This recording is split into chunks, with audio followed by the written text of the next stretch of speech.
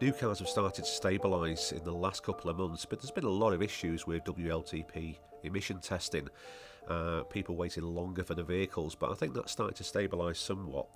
I think if you look at January like-for-like sales, there was a 1.6% decline, but the private market was up at 2.9%, so it's looking better, but we are just going into Brexit, so at the moment it's a lot of unsurety about. Do you know what? I look back to when I joined the motor industry in 1998-99, and I worked in a Ford dealership, and people used to come in looking at a new car, which wasn't a unique car because you'd go to 4 or 5 different garages to get the same car. And where I worked in Manchester, there were 4 or 5 other Ford dealerships, and the buying journey started in the dealership. They'd meet the salespeople, they'd go through a process. But since the internet came mainstream in the late 90s, what you find is people understand what car they're looking at, what colour, what spec, miles per gallon.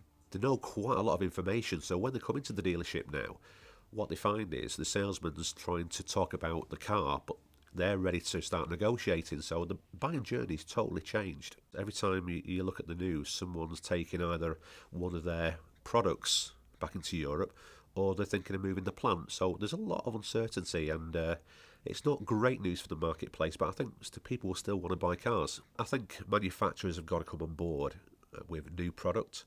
I think they'll be looking at their vehicles and saying, are they the right vehicles for the market? If you look at alternative fuel vehicles, for example, they in January, I think we're 25% up year on year. So it shows the future is going to be electric. Diesel will be on decline as it has done.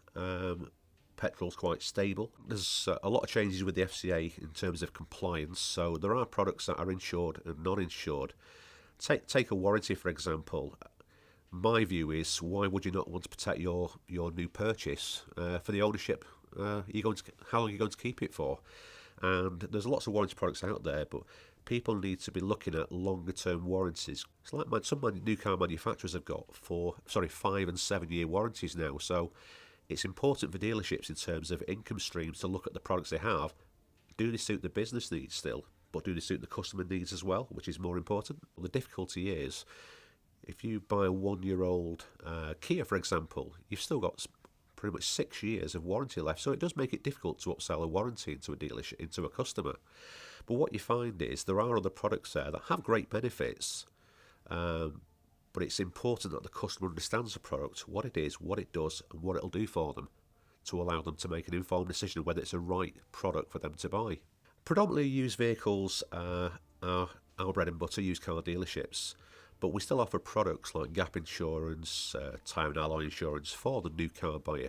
But I think any product out there has got to suit the customer needs. I think it's very important that the customer understands the product, what it is, what it does, and how it will benefit them. I think that what you find in dealerships these days is too many products. A salesperson's got to offer 5 or 6 different products, and at some point the customer will be looking at the salesman thinking, I've had enough. You're trying to sell to me, and I don't think any of us like being sold to. I think we want to buy the right product that suits us.